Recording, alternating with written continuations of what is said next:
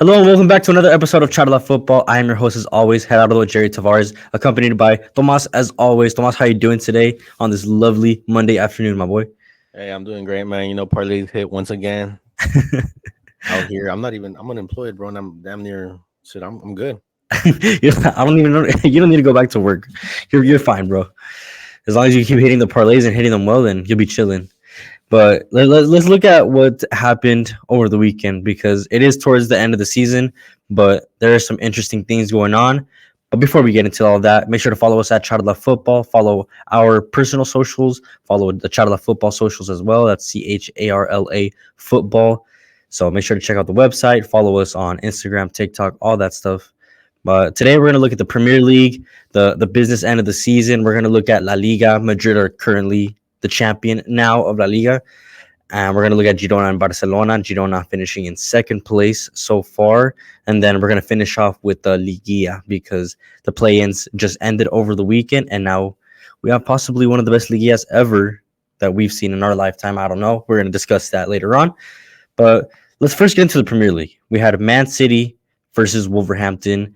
And I guess prior to this, the main buzz was Roy Keane and his words against Erling Haaland. I think about a few weeks back when Erling Haaland didn't have his best game, he had said that he had the same level of technique as a League Two striker, a League Two player.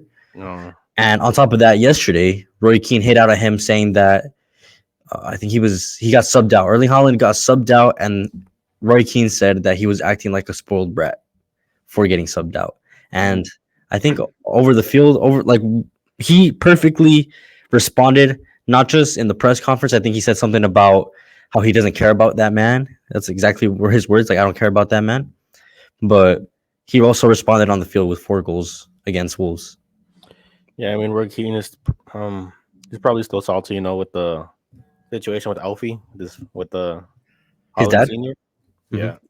Why? What happened there?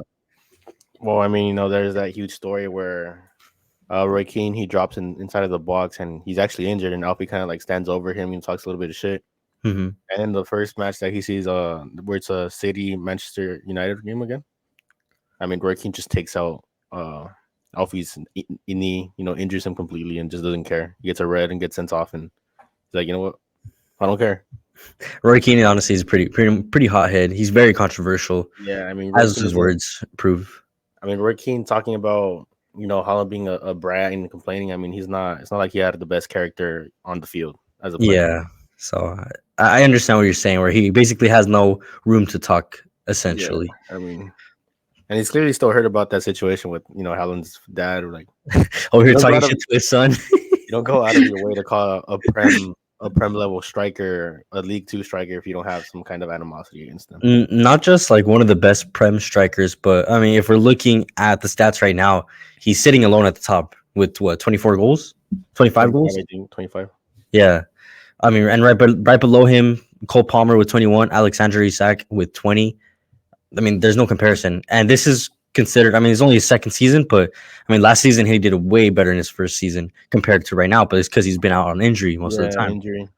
I mean, it's just how it is sometimes. They won a treble last year. They really used their whole energy, and then you try to do that. You try to replicate a treble this year, and it just it's what it leads to. Leads to injuries. It happens. I mean, they almost get it because in my eyes, beating Madrid would have possibly led them to winning the treble.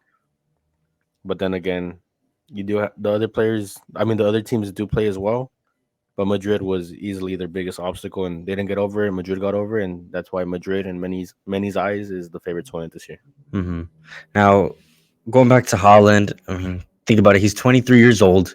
He's already netted his 6th Premier League hat trick. I mean, that's just pretty crazy to say at 23 years old. I think there's only like 6 other players that have that amount or just a few more hat tricks than him. Something phenomenal, really, because he's only been here for 2 years. Mm-hmm. I mean, in 2 years he's doing that. I don't know what he would do if he had like a full career where he has he's hitting like 8 to 10 years in the Prem. Yeah, I think if he stays in the Prem for another like 8 to 10 years, then we can see him break some unreal numbers. He's already broken records. I think last year he broke Alan Shearer's record of For goals most goals scored in a season, this right? season. So it wasn't like that this year. Like we said, it was due to injury, but maybe with some more time and more seasons through the Premier League, then we're gonna see him really Yeah, explode and break more records for sure. yeah. But then again, like missing out on injury and coming back and winning the top goal scorer, that's just like it's something that you really haven't heard of in a while. Where Mhm, the top striker goes out and he comes back and he leads again because he was down to Cole Palmer for a good 2 weeks, I think. mhm. I mean, Holland's he's just that striker. He's just a monster. Honestly, he's just a monster. Like I said, I mean, he responded to Roy Keane perfectly, not just through his words in the press conference saying that he doesn't care about that man, but also just on the field, just showing him that, okay, maybe technically I understand where Roy Keane's coming from, where he's not like the fanciest dribbler or whatever. He's not going to take on like five different players. But in the box, there's no doubt he's the most clinical finisher I think we've seen in our lifetime so far. Yeah. And a city team that are continuing to put on that pressure on Arsenal, an Arsenal team that had beat I think they beat Bournemouth about like 3-0 over the weekend as well. So it's really hard to tell which team is going to be the one to drop points. I'm honestly very doubtful that either team are going to drop any points. And I think City have 3 games left, Arsenal have 2 games left, and they're all three and all two just very, very favorable matchups for both teams. So I don't think there's going to be any points dropping. Therefore, I think City might be the one winning it unless something crazy happens. But I don't know. What Yeah, do I you mean think? they got Fulham, Tottenham, and I think it's West Ham, right? Something like that. I think Arsenal have United and forgot the last team that they're playing Oh on the yeah, last. City has a game in hand. They go over them easily. Yeah.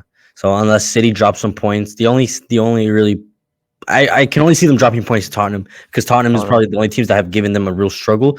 But Tottenham have been in horrendous form recently, so it's just very hard to see City dropping any points whatsoever.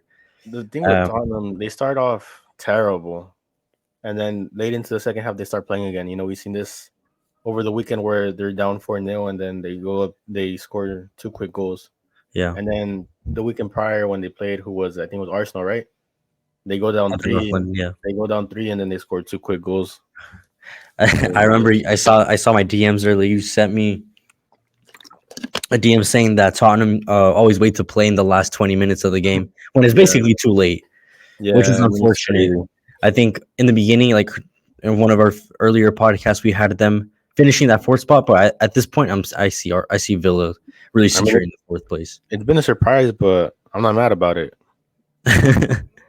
No, I love surprises. I love seeing different teams getting the different spots where people didn't expect them in. But now let's move kind of towards the negative light, I guess. Another team in Manchester that you haven't. I guess that they have been struggling for quite some time, but the way they're just in complete shambles after the game that wrapped up today against Crystal Palace, they lost 4-0 against Crystal Palace. I'm sure if people had bet on this game, they wouldn't have said that Man United would lose this bad. Maybe a 2-1, a 2-0, but a 4-0 to Crystal Palace. And then you got scored on by Michael Olise, a player that Manchester have been tracking for the past few months. I saw Fabrizio Romano, he had tweeted that they're looking to buy him for around like 60 mil during in the summer, and he scored twice on you guys. So I mean, it just kind of gives them an incentive. Okay, now this guy's a baller. We should definitely buy him. Yeah, But it just sucks if you're a United fan. It's complete shambles. And I wanted to ask that question: is this one of the worst Man United squads that we've seen in recent history, and their worst finish in recent years? I mean this is the worst Man United squad that I've ever seen in my lifetime. You know, I'm only 21 years old, but that's still if you're a big club, you should always be. This shouldn't be your worst season. You should always be at least in Europa League contention. Mm-hmm. And I mean, Man United, what do they finish now in eighth? Right now, if the league were to end today, they would be in eighth place. Yeah. I mean, it's just terrible. They're in absolute shambles, and it's you can't really say that you don't have the because I know they always blame the owners and the owners this, the owners that. Yeah. I But those see owners, why they would because they do make life difficult for the head coach to really have any freedom to do what he wants with his choices because there's so much pressure up there. But I mean, regardless, at the end also goes down to the players. The players are the ones that play. Yeah, but then again, this coach hasn't made the best decisions on the transfer market. Like yeah, they've spent a lot of money. Hmm. They spent more. They've spent the most money in all of Europe. This one team from the Prem, and they get zero results with it. Like everybody says, oh, City spends big. Well, Manchester United spends more than City. They spent more than City in the past season, Hmm. and they still weren't able to do anything with it. And that's not because you know, well, to what I've seen, they buy Anthony. Anthony doesn't fit the system for what they need in the Prem. And Pep gets players, but he doesn't get the most well-known players. You get me? The Like hottest yeah, players, the hottest basically. players, the ones that are asking for 100 million, 100, etc. Like Chelsea gets Enzo Fernandez and who was the other Ecuadorian player? Caicedo. Caicedo. And they were the hottest players coming after the World Cup, and they spent like a ton of money on them. While Pep, he spends similar amounts of money, but to players that will function in his system. And it's just what it is. It's spending your money wisely. Hmm. And Manchester United has the money, but why aren't they able to take that money, invest it, get the right players, and have a proper season? Because at this point, you're not even expecting a treble winning Manchester United team. You just want them to have a proper season, a third, fourth place finish where they're able to get into Champions League contention at least. Yeah, basically where you're not getting embarrassed because I know, looking at this season alone, they've conceded over about 81 goals. I think it's the highest total in the club's history since 76, 77. So it's been years since they've been scored on that many times. And for the first time in history, they've lost 13 games in a single Premier League season. So we're seeing record-breaking numbers, but not in a positive manner. This is not something that Manchester United should be in the news for, basically. Yeah, I mean, it's just it's sad to see it to some extent because they were considered the biggest English team Mhm. for quite a while. I remember growing up, we would always hear, oh, well, Manchester United has 20 Premier Leagues. I'm like, wow, that's crazy. A team that have 20 Premier Leagues, and he was like, yeah, 3 Champions Leagues, and I was like, that's a good. And now you hear that, and it's like these Manchester United fans use it as a defense mechanism, but because you'll try to tell them like, why don't you hold your club to the standards where it should be? Because they defend Manchester United with their life, which is great, but they don't criticize it with how they should be criticized. Everything I hear is about the owners. Oh, the owners this, Glazer's out. I'm just thinking like, well, these owners have put in tons of money. Yeah, that a lot of Manchester United fans, pay for with ticket sales, food sales, etc., shirts. A lot of Manchester United jerseys have been sold this year. But then again, they use this money and nothing comes out of it. I just don't think they're using the money for the right reasons because from what I've understood is that the people higher ups they take completely different decisions than what the coach wants. For example, I don't know if Anthony was Eric Ten Hag's choice. Maybe he was, maybe he wasn't. At that point in moment, Anthony was a hot player in the moment for Ajax, so they bought him. But I think the problem with these people is that because they have so much money, they're just very quick to be like, oh, let's just spend it. Let's just spend 100 mil on this player. It's not a big deal. When they can easily negotiate that price down or find other talent for a cheaper price elsewhere. I mean, yeah, Not necessarily spending maybe over that 100 mil. maybe that could be the case because I mean, well, they are American, correct? And here, I mean, we see what Inter Miami did. They just threw money at Messi, Suarez, Jordi Alba, Busquets, and then they come here, they face a team with some history in the CONCACAF Champions League, and they get embarrassed, which really could be what's happening in Manchester United.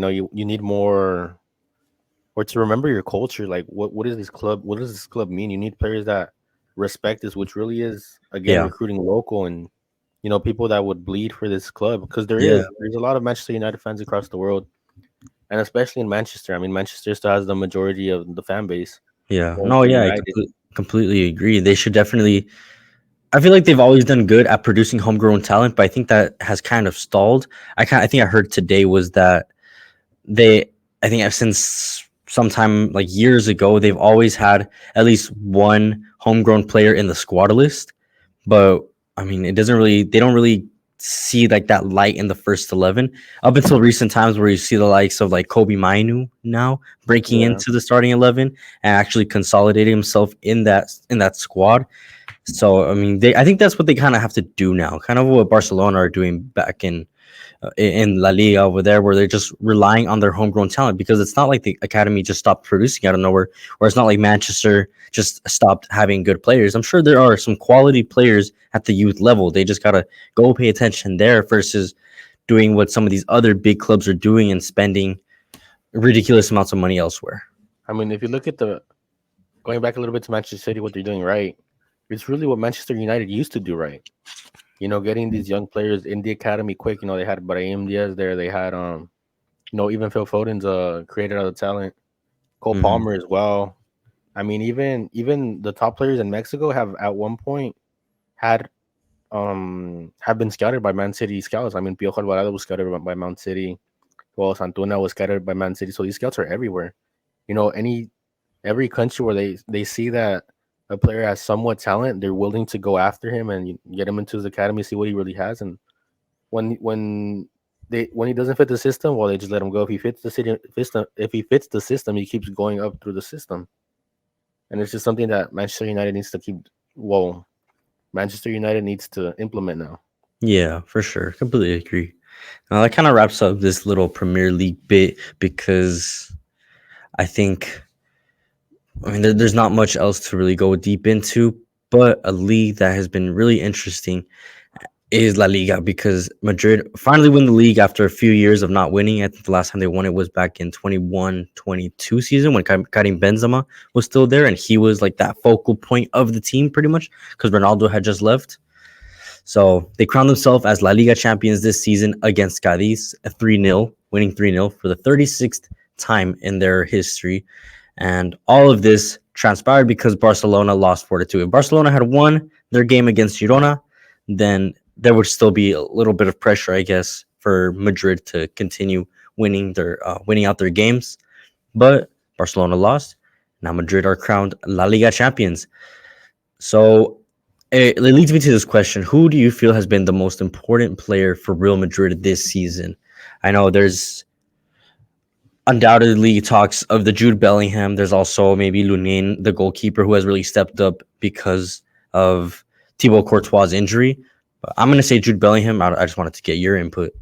Yeah, if we're talking about La Liga, it's Jude Bellingham. When we're talking about champions, I think it'd be Lunin because he Mhm, saved so much in champions. for sure. But if we're I talking La think, Liga, it's Jude because yeah, he scored in both games in the Clásico, and that's a 6 point margin right there. yeah. Those two And that's games. just looking at the Clasico. And both goals like that you were saying that you mentioned that he scored, they were both last minute winners. I think the first Clasico was on a last minute winner, but it was still a winner. And then the most recent one was in the final minutes of the game, won it 3-2. So that's kind of what's been happening with Jude Bellingham this season, where we see him step up in key moments, especially like the dying moments of the game, where he just takes the responsibility of I'm going to win this match, and he does. He has 18 goals, 4 assists in La Liga to his name, and like I think we both agree, he is undoubtedly the best player for Madrid in La Liga, maybe even the best player in La Liga. Yeah, it could be. Because it's crazy because I don't remember the price tag that Madrid paid for him. Maybe it was like around 100 mil, but he's still 20 years old.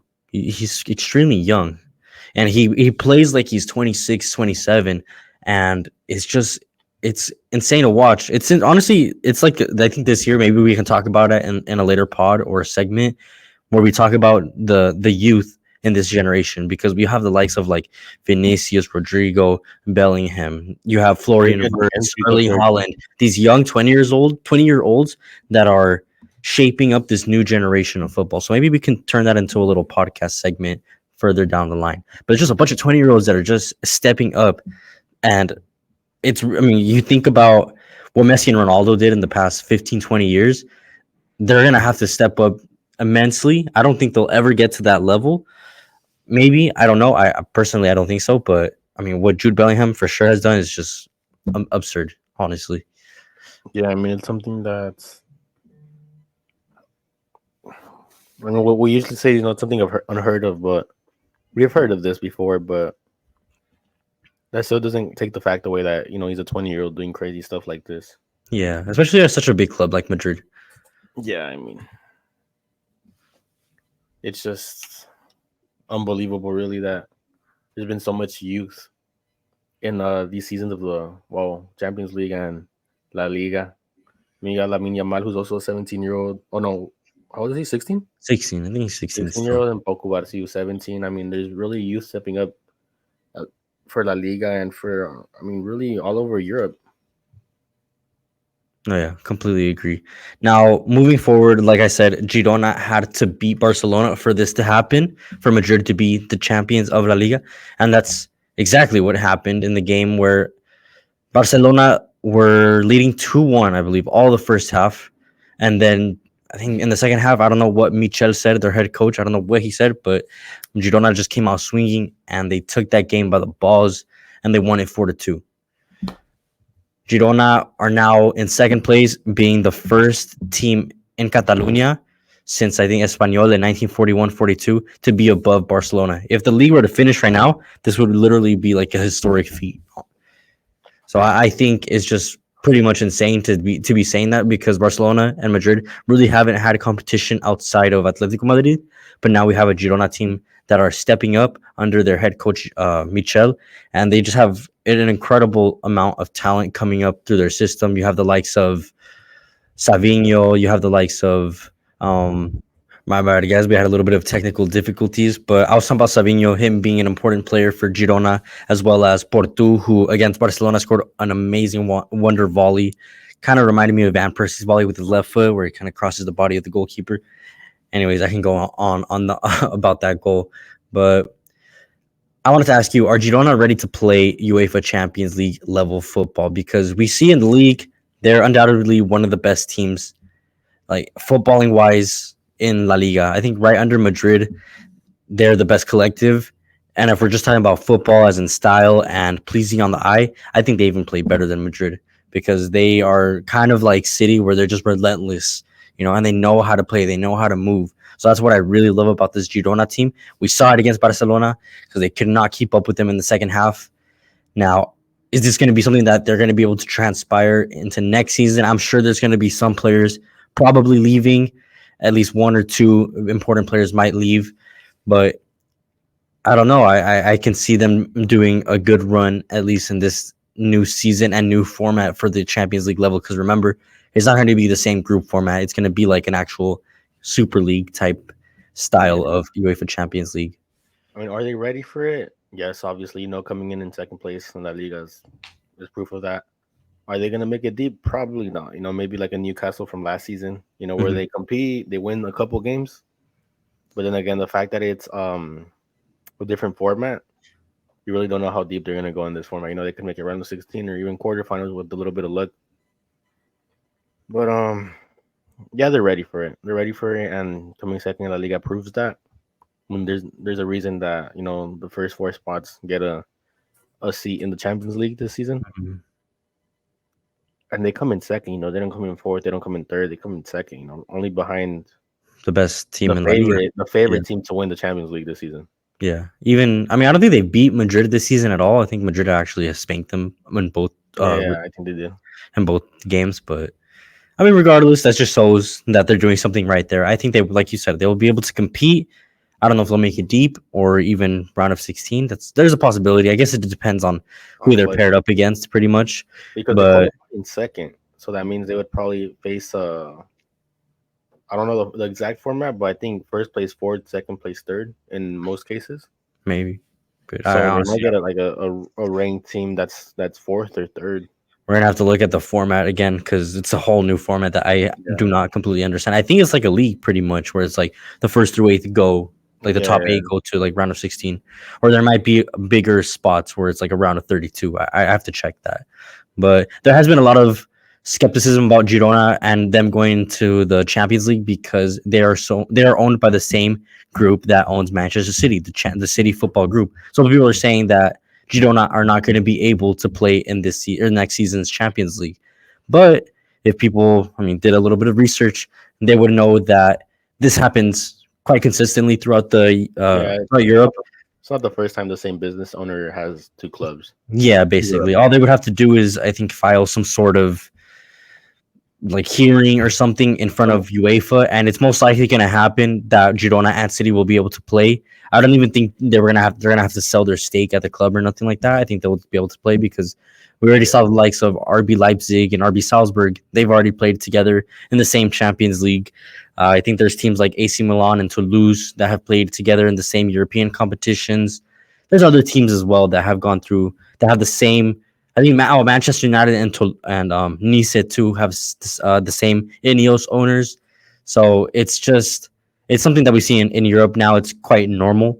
So all they have to do is go to court basically and appeal it, and it will most likely get appealed. That Girona will be able to participate in next season's Champions League, and that's something that undoubtedly will be fixed most likely this summer. But like I was saying, footballing wise, I think Girona under Michel are just one of the best teams in La Liga, maybe even in Europe. But that's something we're going to see next season. But going to Barcelona now, I know Barcelona were underwhelming in the beginning of the season. Towards the like middle end part of the season, they're starting to pick up because they were getting a little bit of confidence moving into the quarterfinals of the Champions League. And now we're seeing them start to dip back in form. I think the players are losing confidence. There's really nothing else to play for them. No Champions League, no Copa del Rey. They already lost the league. So, I mean, if you're a Barcelona fan, I'm sorry, but what do you do at this point? I know Xavi had announced, and we should bring that up, that he had announced that he was going to leave, and he had said that it was going to stay that way. And then I think like last week or 2 weeks ago, he said he was going to stay. Now people are saying no, he should have kept his decision on leaving. So I don't know. What do you think? Do you think Xavi should stay or leave? I think Xavi should. I think Xavi should stay because I don't see a replacement. And when the team had a title to play for, they were playing well. All of a sudden, you were talking about Rafa Marquez taking over. No. I mean, when Xavi said that he left, the best person to come over was Rafa Marquez, because he saw the development of Pau Cubarsí. I mean, he's been looking at him since the middle of 2023, and he's been able to pick some players for Xavi, where Xavi, takes into consideration, and he decided to pick up Pau Cubarsí, which, I mean, you saw the results of that. So if there's somebody that knows the system, other than Xavi, it's Rafa Marquez. But if Xavi's staying, well, he knows the system. He knows how things run and how they operate. And clearly, you've seen that throughout the season. Like you said, he picked up his team. Did they do better than last season in La Liga? No. But they had a better Champions League results. Run, for sure, yeah. And the only reason that Xavi was knocked out of the Champions League is because of Araujo's poor decision-making as a center back. Yeah, individual mistakes. Yeah, it wasn't because, Xavi's tax. Yeah, he gets thrown out of the game, but the game was already lost by the time he was thrown out. Yeah. I mean, there's not much you could say, but if Xavi were to leave, the best resort would be Rafa Marquez because Barcelona have a problem that's internal. Nagelsmann coming in isn't going to fix anything. He's going to be a coach that is brand new to the system, is brand new to the schooling, and La Masia is a school that is so integrated into their own little culture, where the coach that comes in has to be able to understand that. That's why most of Barcelona's coaches have been, players that went through their own system, which was Xavi, and Rafa Marquez played at Barcelona. He didn't go through the system, but he knows how it works now because he works in the system. Mm-hmm. So if you bring in Nagelsmann, first, he's going to have some poor results because he doesn't know the players that he has or the system that he has. And then, yes, maybe he'll pick up again, but, I mean, Barcelona fans are impatient. They lose patience. They wish death. Some even wish death upon their own coaches, and now they're saying that they should leave. But like, what can you really do at that point? I mean, they bring in Nagelsmann. The same thing that happened to Koeman is going to happen. To who? To Koeman? To Koeman. Oh, Ronald Koeman. Yeah. I mean, the same thing.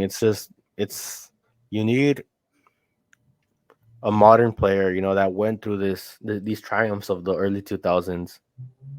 And it's Xavi right now. And if it wasn't Xavi, I'd like Rafa Marquez there because he's the one that knows it. Like, why would you bring an outsider, bring him in, and when he's doing terribly because he doesn't know the system that you guys have, how would you blame him for that? Yeah, no, I get what you're saying. I think I kind of see it in a different light where I feel like you need a big name player, a big name coach, someone with experience in Europe, basically, to come and make a complete change. Because maybe that culture, that Barcelona culture, needs a little bit of a tweak. But it could be Nagelsmann, it could be Thomas Tuchel. I don't know. It could be anybody at this point. I mean, Xavi's really not cutting it right now, but I mean, we'll see what happens. We already know he's going to stay, so there's no real change right Yeah, now going to yeah, happen. He's for sure going to be staying there, and maybe if they bring in the right players in the summer, and the players that they already have take a deep look at themselves into the mirror and really try to focus on this new season, maybe they can do a difference this coming season. But yeah. I guess that's all for speculation right now. But speaking of Mexican coaches and a Mexican player and the Mexican league, we have to go to Liga MX and La Liguilla that's already set up for us. And something we were discussing is this being the best Liguilla we've probably seen in our lifetime, or at least maybe the most competitive Liguilla, because I think you had mentioned that there's quite a difference between the lower half of the teams versus these top eight. I mean, yeah, you look at well, let's go at the top six that qualified directly. There's only a 4 point gap from America to Chivas. 4 points. That means if America lost one game, they'd be looking at a fifth place, fourth place finish. Mm-hmm. You get me? And I mean, it's something that's been unheard of in the Liga MX for a while. I mean, my dad was telling me about like Apertura 2004, and I was like, all right, Unc, like relax. Like I was like a year old. Yeah, no, I wouldn't even have remembered either. Yeah, I'm just like, bro, like okay, but Like you have to kind of remember that we're still young, and I was just like, okay, like, but this like the modern day Liguilla where you really start to see the effects of the no relegation. These bottom four, bottom five teams are really comfortable losing. And whereas I remember, like La Porcentual, the people with the lowest percentage, that are getting relegated, you'd see them play America in the final game, or you see them play Chivas, and they were going all out. I mean, I remember Chivas losing to Dorados Sinaloa 2-1. Mhm.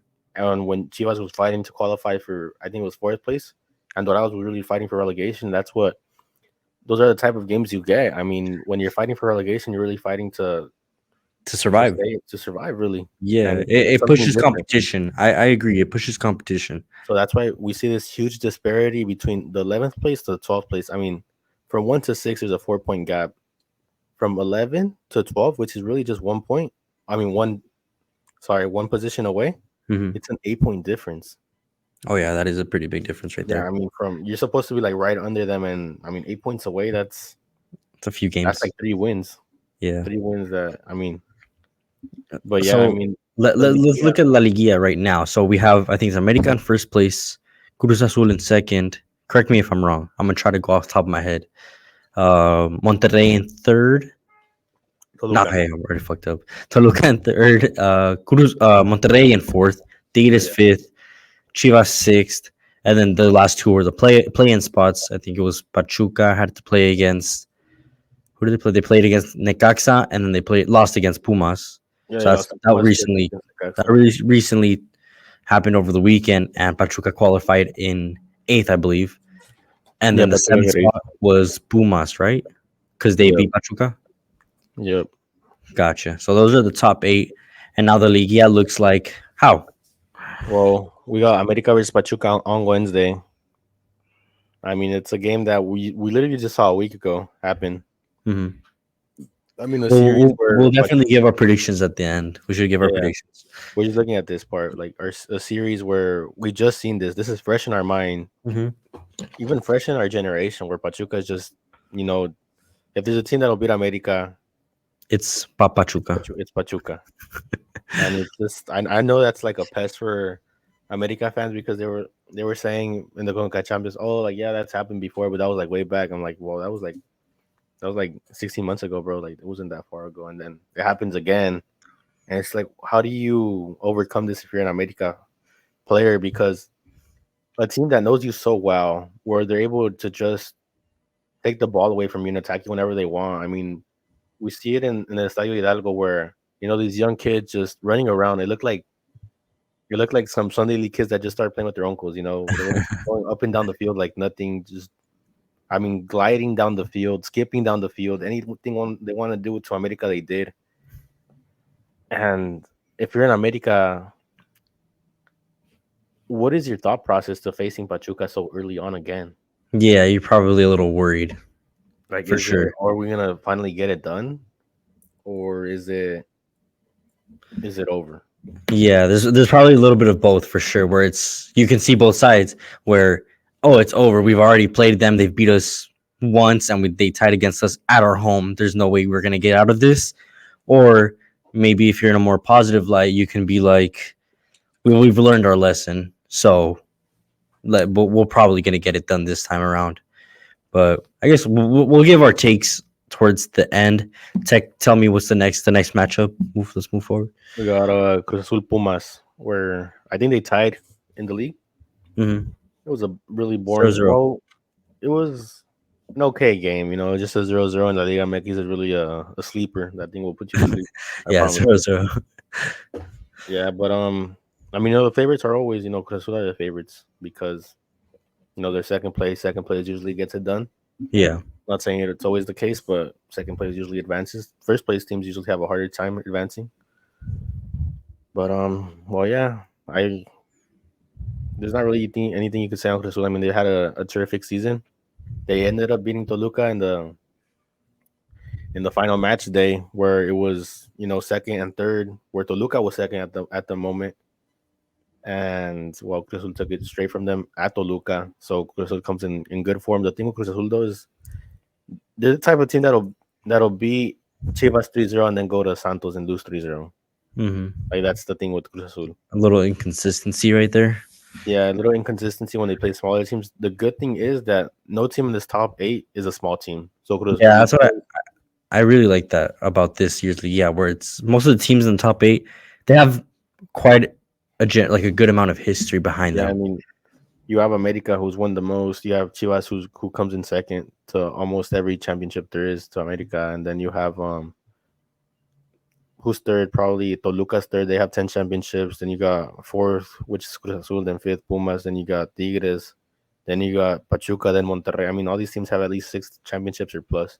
Yeah, they all have So some sort of and history. and I love. really good modern results. I mean, it's probably the ideal top 8 that you would pick. Maybe you'd switch out. Well, you can't really pick a team to switch out, but if Leon got into that play-in spot over Necaxa, it would have probably been a more historic how everything would have lined up. It would have been more Mhm. historic, but Leon is out. Nonetheless, we still got the big 8 really of La Yeah, Liga MX. definitely the big 8. Now, what are the last few matchups? I know we didn't really touch on those. Okay, so now we got Toluca versus Chivas, who play on Wednesday as well. Toluca, a team with tremendous history. They got 10 championships. I mean, they're really the only team close to America and Chivas. Mm-hmm. But the thing with Toluca is that they're coming off a loss to Cruz Azul at their home stadium. And during the season, they went to Chivas. They visited El Akron, and they lost. They lost 3-2. Mm-hmm. And now they're going from a loss at home. They're gonna go on the road to Guadalajara, to the stadium that has had the most filled throughout the season. Chivas fans have been showing out. I mean, they went to Philip Necaxa, they went to Philip Pachuca at the Hidalgo. They fill up their stadium week in and week out. I mean, what can you really expect? Yeah, so for sure it's gonna be a packed stadium Yeah, it's against gonna this be a game. packed stadium. It's gonna be electric, even though if it's a weekday. And then they'll go back to Toluca, where I mean, Toluca has had great results there, but it's just worrisome because they do terrible away. So it's Mhm. just that second home game is really gonna be based off of what happens in The first leg. the first leg. Yeah. And then the last game, Monterrey versus Tigres, another Clásico Regio. I know they faced off probably like not so long ago, like what, 3 weeks ago, right Yeah, before the game against Inter Miami that they Monterrey tied played. 3-3. I mean, they tied 3-3 at the Gigante de Acero. I mean, it's a classic at this point where these two teams always want to beat each other so bad. Yeah, they're one of the most important clásicos in the North America alongside El Super Clásico America and Yeah, I Chivas. mean there was some Monterrey fans saying that there's they were saying no cuál clásico joven, cuál clásico capitalino, like that America Pumas, Mhm. Cruz Azul, America. Cruz Azul Pumas. Oh, Oh yeah, okay. Cruz Azul America. They were like, nah, like those games are boring. Like the only two big games really are Chivas America and Tigres Monterrey. Yeah, no, for sure. I And he was completely agree. and he was really saying because between those four teams, Chivas America, Tigres Monterrey, like Chivas will be Monterrey, Monterrey will beat America, and America will beat Tigres, and then America will beat Chivas, and it's just like a non-ending cycle where they're just beating each other, and no team can really go undefeated. Yeah, no one's really greater than the other, pretty much, Yeah. because there's such a high level of competitiveness between those teams. I get what you're saying. Now let's look at our hot takes. I know we kind of wrote this down too, so you start off with your takes for the Liguilla setups, and then I'll go in All right. right after. So we'll go game by game, and I will either agree or disagree with you. All right, for sure. So America Pachuca, I think Pachuca advanced and they upset America because although Pachuca was knocked out in the first playing game, I Hmm. mean they really had come from a terrible series where they just used all of their arms to beat America, and in the America game we saw him put in some players with number 200, 201, 189, 199, They're and youngins, young the young. youngins they lost to a daycare really. Nah, but so we saw them use young players versus Pumas. We saw the young players come in again, and then versus Pachuca. I mean versus Necaxa, he kind of brings in like the young players, and then he slowly implements his experienced veterans. So these veterans did get a good descanso, like a good rest. They're not as I mean, they're still professionals at the end of the the day. professional at the end of the day. Yeah, They're not as used as how Televisa or TUDN wants to make you think they are all like, oh, they're tired. They've been like on 4 games. Like they did not. I don't think any player played the whole 90 minutes of those 4 games. yeah. I So really, you're thinking that Pachuca's gonna take over this game? I think Pachuca's gonna win because if they go to the Hidalgo first, Pachuca is probably gonna win two, maybe 2-1, 3-2. Hmm. But they're at least winning by 1 or 2 goals. Now they're gonna go back to the Estadio Azteca where Pachuca is really not phased. I mean, they could go comfortably to the Azteca and they could tie. I mean, I They don't. can get a result. I get what They you're could get a saying. result. They could get a Now 1-1 or 1-0. I'm gonna completely disagree with you because I feel like America have finally learned their mistake. They got kicked out of one of the most important competitions that they set themselves as favorites to be, and their fans set themselves as favorites to be. So I think there's going to be a little bit of wake up call and a reality check. That was their reality check. Don't paint yourself out to be favored just yet, but really put in the work on the field, and you will be favorites. And I think America is going to do that in this matchup. I think they'll learn from their mistakes.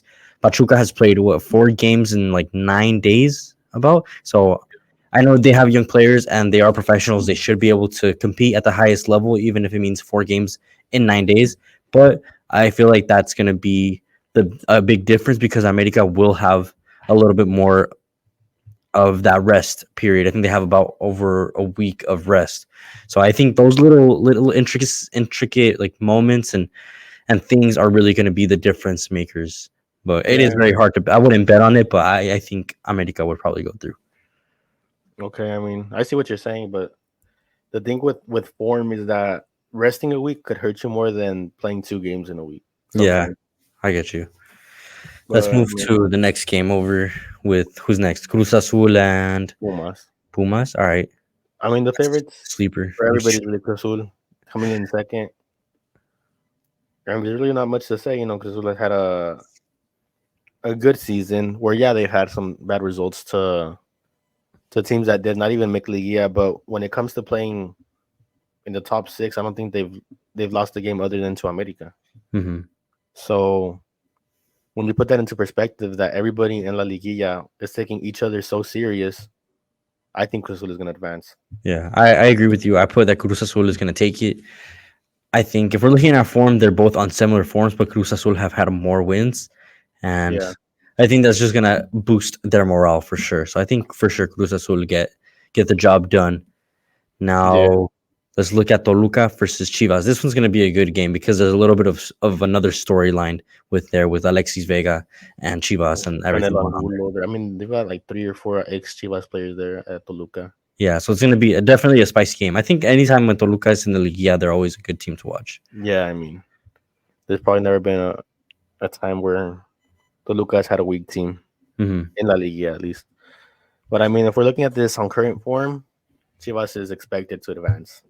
I don't care if it closes at Toluca. I mean, this is what you love about Chivas and America, that they could end up closing away and they'll get a result and they'll advance. I mean, that's just what's been happening for the past 3 to 4 seasons, Hmm. where these two big teams just always find a way to get through on these types of games. Where I'm not saying that Toluca's inferior, but these are indisputably the two biggest teams in Liga MX. I feel like Toluca, when it comes to the moments where they really needed to step up, if we look at that game where they played against America and they were fighting for that first or second place, I think it was first place, Toluca choked. Yeah, and And then they then you go, saw the recent game against Cruz Azul, right? They choked. And yeah, now they're going to be in the Liguilla where it's such an important game, a lot of pressure. I think Chivas are just in such hot form that there's no way they fumble this. So I'm going with Chivas too. They're the hardest team right now, and Toluca we've seen this season when it comes to high pressured moments, they end up falling apart. yeah, and I've seen people say, "Oh, well, 5 wins. 5 wins in Liga MX. That's normal. That's nothing." It's it's not that there's 5 wins. It's who they won it against. They beat Pachuca. They beat Monterrey. They beat Toluca. They they beat Pumas. The only teams that they lost to were America, Cruz Azul, and Tigres. Mhm.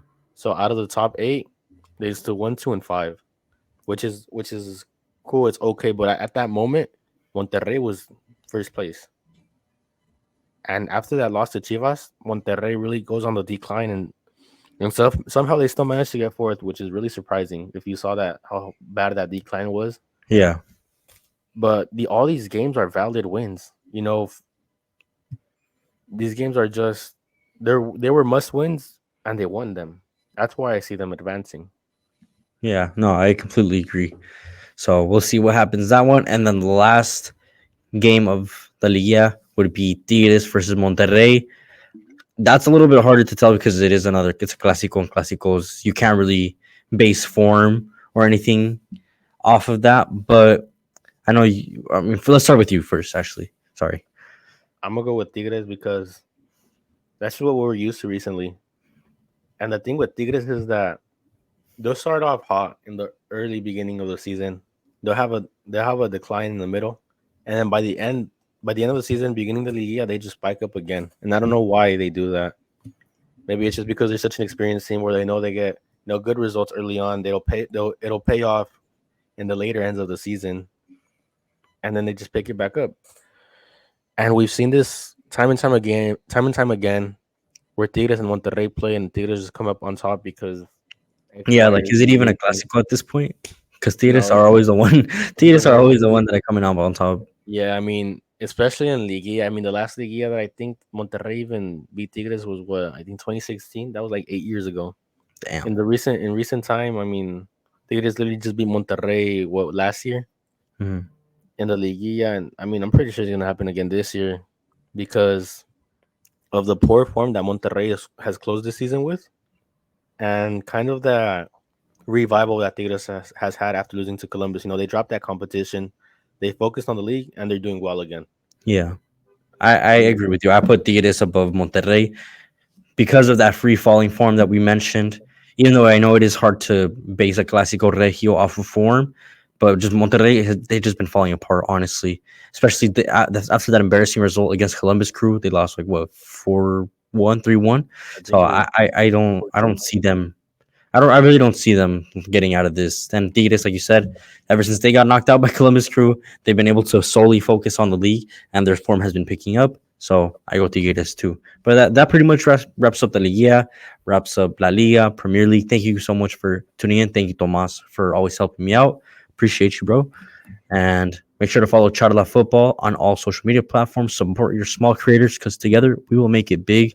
Make sure to tune in for a lot more new things coming in this week. Actually, I will I'm not gonna say anything, but we'll save it for tomorrow. But Big thank interview coming you. up. Just stay tuned. Stay tuned. Stay tuned.